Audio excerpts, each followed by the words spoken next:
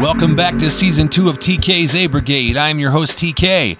And recently I launched a new series called Friends, where I recruited my best friend, Chris, a.k.a. Doughboy. We decided we were going to sit down and share with the world the last 26 years of our life and everything that has gone on, at least, well, a lot of it. And so last week we talked about some fun things that we did in the beginning and where we are now. So we are going to pick up where we left off last week and continue down this road of the good, the bad, and the ugly here on TK's A Brigade. I invited my very good and close friend, Mr. Chris, Hi. a.k.a. Doughboy. We've known each other now 26 years and counting. It's been a bit. Last week we talked about our first time. That sounds horrible. The first year. And the first job Doe and I had together back in 1996. So, Doe, do you remember the first job we had together? I do. Sitel. Yeah. In Fort Collins. I don't even think it's there anymore, but Sitel. yeah. So, for those that don't know, Sitel was a company that ran a chop shop, I think is the best term to use, because what they did was they hired a bunch of young people who then sat on telephones for 6 to 8 hours a night. It was at night. And we robocalled people and tried to sell them motor clubs through Allstate and Sears. Now, at the time, and I'll never forget this, but our pay was right around $6.25 an hour, which for us at the time and for our economy, that rocked. Like, that was a good pay. Like, getting a check with $6.25 an hour is our pay. Like, we were balling. We're just living it up. Man, and we also had money for other recreational things that we like to do at the time. Give me some insight as to the memory when it comes to Sitel. Just give me some fun stories that you remember about Sitel. Wow. Sitting there feeling embarrassed, talking on the phone to probably, I'm trying not to be judgmental, but probably a good 50 to 70-year-old people, because I think that was the target demographic for them. But it was strange trying to sell people a motor club. Like, to me, I was young. I don't know what you said. It was like 18, 19 years old. We were young. And it made no sense to me. It was a waste of money, but we got paid to do it. Probably met 75% of the quote-unquote crew working there. Wow. But yeah, selling, that was my first sales job. Out of everyone that we worked with, can you think of 3 people that stick out in your mind the most? Oh, yeah, I could think of more than that. But yeah, 3 very prevalent, yeah. One is greatly missed, Mark Garcia. And then Mr. Garcia, yes. And then you have the Hoove and the Sauce, Audrey and LaDonna. I definitely remember them. Yeah. Oh, yeah. We're going to send them a copy of this when we're done, at least LaDonna. Good. Hi, LaDonna, the LD. Oh, the LD. I remember all that good stuff, man. Those are good memories. How about Keener? Oh, you remember about Mr. Kenneth? So this is going to sound horrible. I still look for him on Facebook. I would love... On the social media platforms? Yes. I would love to find him, see how he's doing, see if he's alive. We had a shared interest in vehicles. And he's a whack job. He's just crazy. He's a cool whack job, not like bad. But yeah, Keener, definitely remember him. His apartment, your apartment, Ken, wow. So some of you that will watch this or listen to this, Ken Keener, otherwise known as Grandma Thor. Oh! But for some of you that don't, he was a former bodybuilder that moved here to Colorado in 1995 from Ontario, California. He was in 2 horrific car accidents that almost took his life, and it changed his life in a lot of ways. He was permanently disabled in a few different ways, but this man had what's a term that you could use for him as far as in regards to life? What would you say about Keener in regards to life, like how he viewed life? In my eyes, the way I saw him seeing life is definitely you only get one life. I think he figured that out after his accidents and live it to the fullest that you possibly can without getting put in prison. That's my take. That is that is great. And what's funny about Ken was that Ken always had a very comical way to approach life.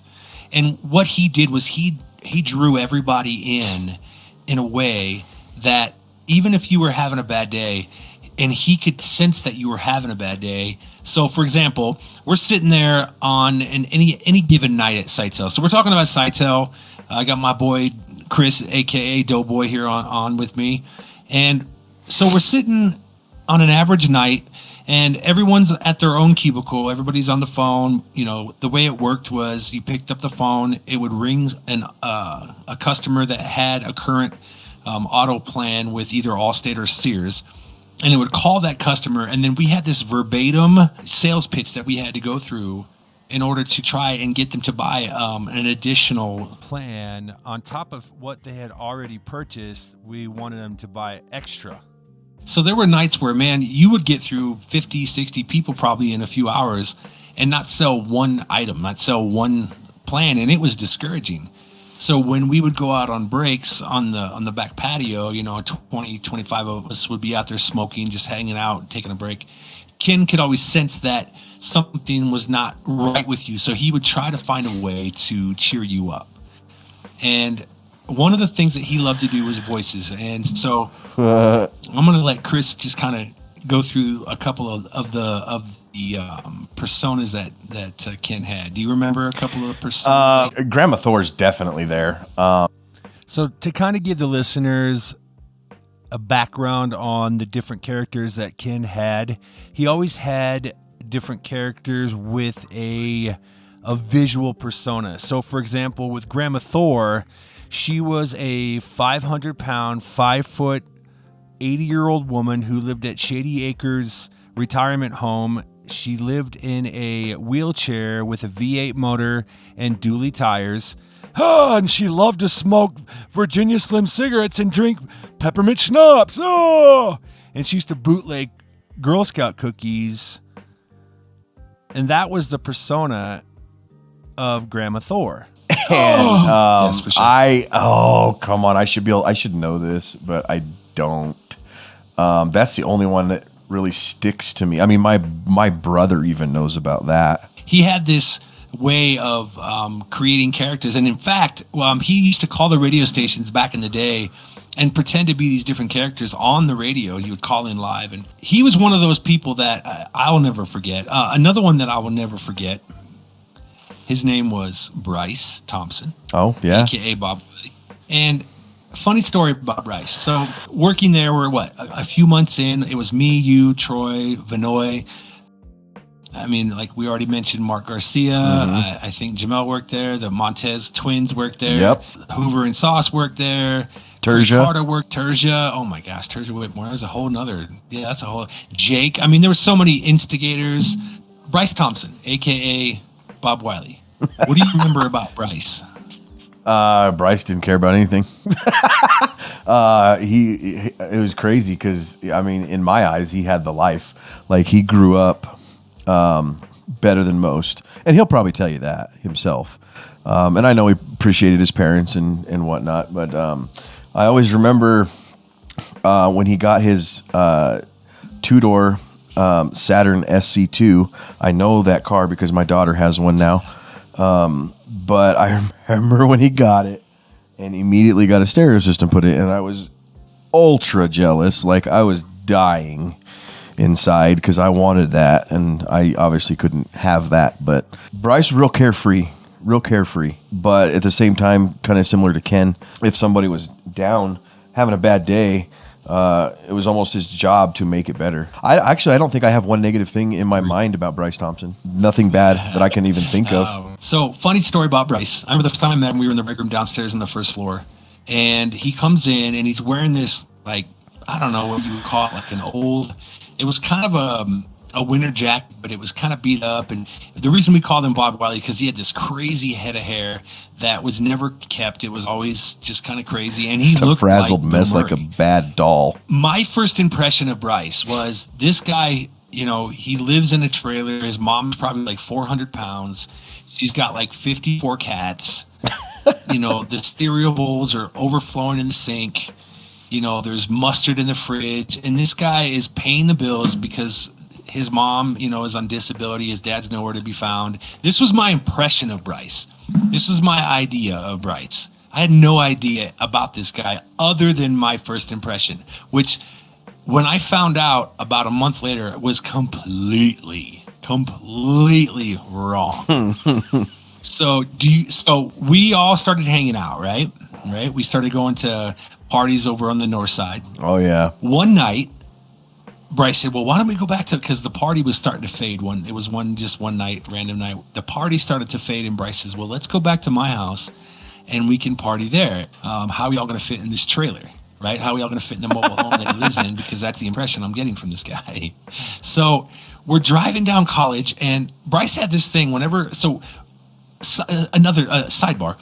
He loved to eat Wendy's late at night. So he would always swing into Wendy's and he would get food, and, if we didn't have money, then he would, he'd fit the bill. And so this particular night, I'll never forget this too. So it was me and Troy and Chris was in the car, right? I think you were in the car this night because we all went back to Bryce's house for the first time. Do you remember that? Yeah, I think you're going to mention a name here in a minute. As I think there was a fourth passenger. Not. Or is that a different time?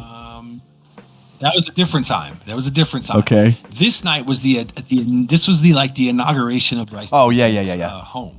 But he wanted to stop and get Wendy's. So we stopped, we got Wendy's. And one of the things Bryce loved to do when he ate was, and this is another reason why I always called him Bob Wiley, was he would make these just obnoxious noises like all the time when he ate. And it was like, dude, you are synonymous with Bob Wiley. Anyways, so we get to Wendy's, we get down the road, and I said, oh, where do you live, Bryce? He goes, oh, I live over in this subdivision behind the Sam's Club on Harmony. I'm thinking, oh, okay, so he lives in an apartment because there's no trailer parks over there. So we're driving, and we're eating, and we get over into the neighborhood that he lives in, and I'm starting to think to myself, this guy doesn't live in a trailer. What is going on here, right? So we get on the street, and we pull into this like $750,000 home. Do you remember that? In the late 90s, yeah, that was a mansion in the late 90s. Yeah. Oh yeah, easy mansion. And he hits the button, and the garage door opens. It's like a 3-car garage, and there's nice vehicles. I wouldn't say there was BMWs or anything like that, but there was nice vehicles in the garage. And I'm thinking, okay, is this guy's house? Like, there was no way he lives here. Like, he's got to, like, his mom's got to be like, squat, the mom from Friday, right? Smoking cigarettes and, asking for Bryce to cover, the cost of, her addiction, right? Mustard stained shirt. We get in, right. I mean, just ridiculous, right? We pull in, we park, we get out, we go in, and then before we get through the garage, he says, oh, guys, we got to be kind of quiet because my parents are probably sleeping, and then we have to take our shoes off at the door. So as we're walking in, and we get into the door, and we get into the mudroom, and this guy's house was one of the biggest houses, other than houses when we move furniture, which is another episode, but was one of the biggest houses that I've probably ever been in, and was somebody that I actually personally knew. Now, granted, it wasn't a gigantic house, right? But it was big. We get in, and his mom, she comes out of the room, out of her bedroom, and she was probably one of the most neurotic women I've ever met in my life. Can we agree on that? Oh, yeah. Like, Bryce's mom was probably one of the most neurotic, wild-haired mindset is Bryce. Oh yeah, they're twins. And it was amazing. Like, and we're standing there, and I'm feeling like a shrew because I'm having this impression of him from the first time I met him, and now we're standing in his house. And we go downstairs to his room, and he's got this big giant room with all this, expensive, fancy stuff. And I'm like, hey, bro, so what does your mom do for a living? And he's like, oh, she's a real estate agent. And I said, really? And I said, well, what does your dad do? He's like, oh, he's a captain for Continental Airlines. He's a pilot. And I'm like, you're kidding me, right? And he goes, no, I'm serious, bro. And I'm like, Wow. That was cool information blew though. me away. Because like back then, And like a I'll be honest- pilot is amazing. Like that was like the job. Oh yeah, I mean, you were a pilot, bro. You were the bee's knees. And so the best part about this whole is that you never judge a book by its cover. Never judge a book by its cover. So moving forward, we got into a lot of situations during our time at Sightsetter. We had a lot of interactions after work. We made a lot of friends, mutual friends. We were meeting people outside of Sightsetter, but at the same time, like we were meeting so many different people that worked there, and then we were all ending up at the same parties. So Right. But if you have somebody specific, Garcia, Matt, who worked there as well. Matt Garcia. That's I mean, I still talk to him every now and then. Actually, that's definitely sticking I had a out. few conversations. Benavidez brothers, Mike and Dave. Michael and David. Yep. Yes. Yep. Wow. They're doing well. Oh man. See, and everything you say a name, bro, and that brings up like I 2 or 3 know, stories. right? Have mercy. That's what makes this a good. This is good for entertainment. You know, people love it. Who else? Because I think we'd already known Jugs. Oh, Sarah. We met Sarah, aka Jugs. We met her. Well, I met her the third day I was in Colorado. Yeah, because she was her and basically I a missed neighbor. the school bus. Yeah, she was, but she was part of that crew as well. Yes, Was that the name you were thinking of, or was it somebody else? I have to really think now, deeply. Because I was thinking you were going to say Jen Sanders, and then Oh, wow. and then that's again Jamie. You got Jamie. Jamie Suter or Jamie Lucasi? Suter. I mean, okay, Lucasi comes later. You know what's I mean, funny about come on. Jamie? I actually I talked to her about 6 months ago. I won't. I won't disclose anything about where she's at or anything like that. But she is well. That's fine. Yeah, She is very, very well. Yeah, her and I. She'll like stuff sometimes, and Oh, okay, and cool. I'll say hey to her. So, Christy Mahowski as well, because Christy and her were the two that I lived with, and we'll touch on that the next episode. But her and Christy were. So supposedly Christy was madly in love with me, according to Jamie. It's possible. I could always ask because her and I still talk. So. That would be interesting. But then again, let's be honest there, Dell. What woman wasn't in love with you at that time? I mean, you had with. Well, that's when I looked good, though. I was healthy and happy and smart, and now I'm all old and dad and fat and married and, bald. and bald.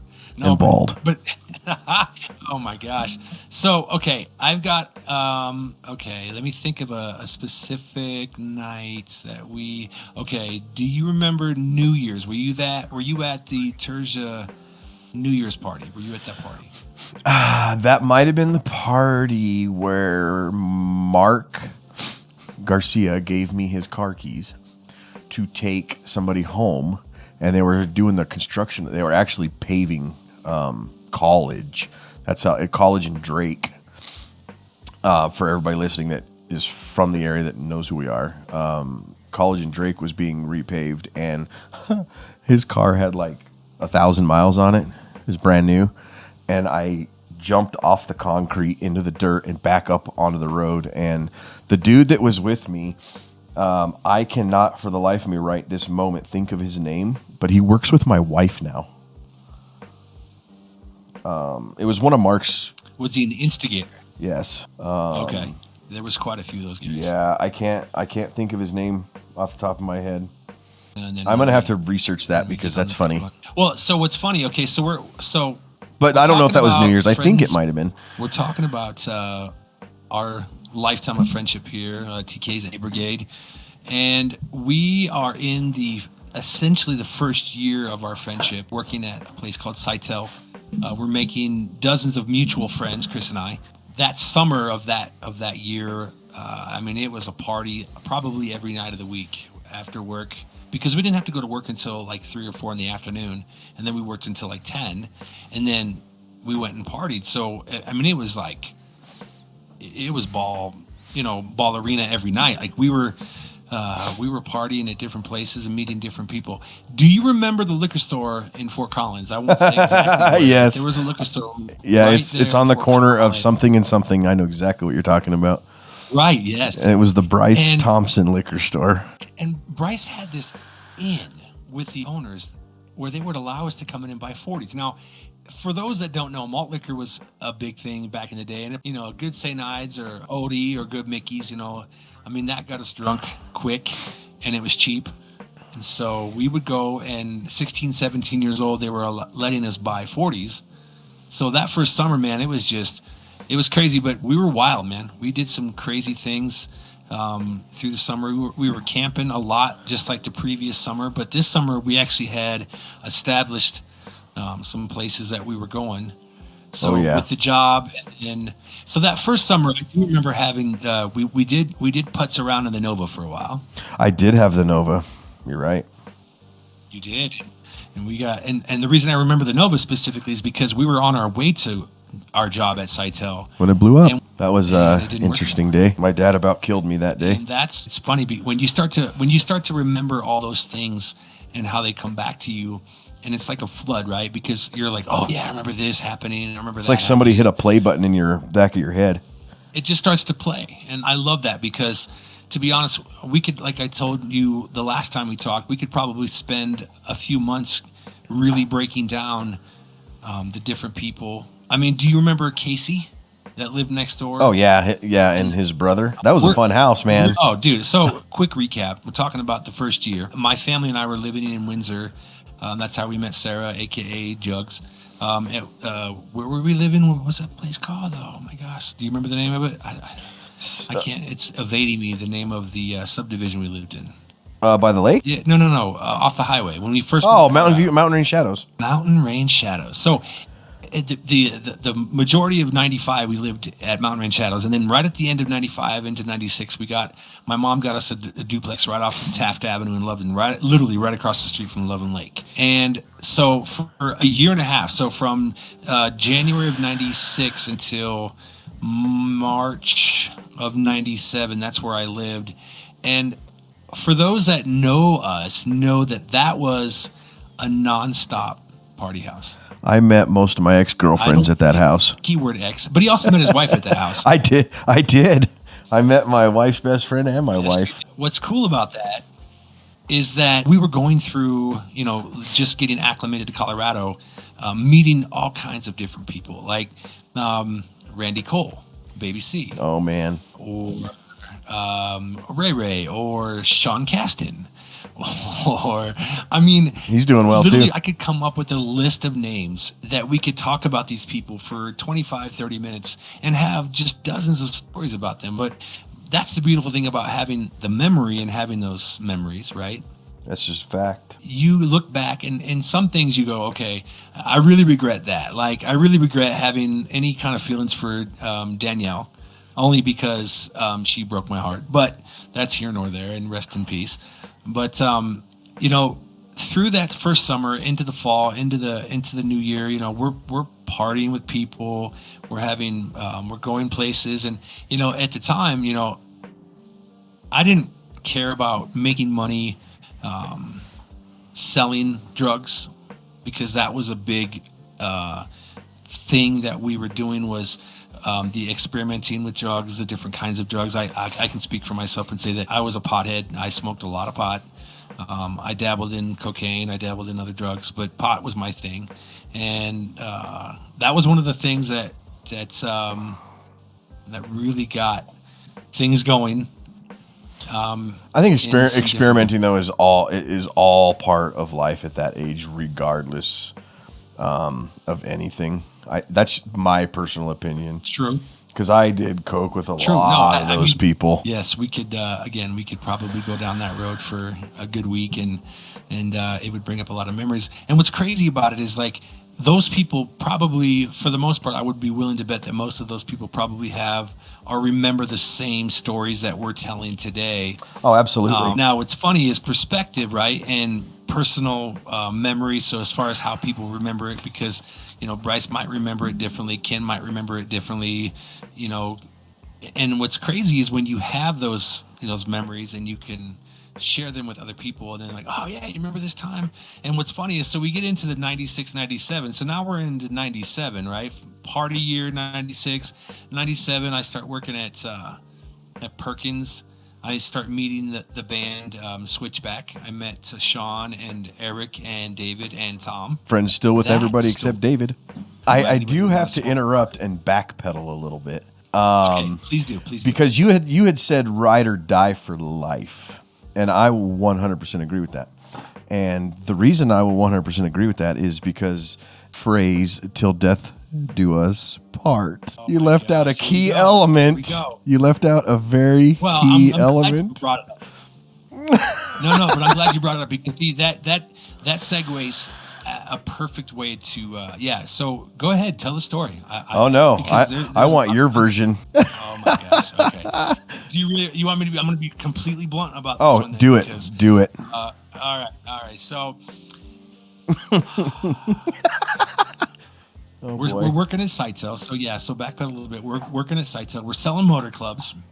One day we had some car issue, and so we go back to your mom and dad's house in Johnstown. They were or Milliken. I'm sorry, Milliken. They were living in Milliken at the time, and we go back there, and we're trying to figure out a way to get the car towed without trying to call your dad and tell him that the car is not working again, and you didn't want to have to listen to. For most of you that don't know Kermit was a former Marine. Rest in peace, my dog.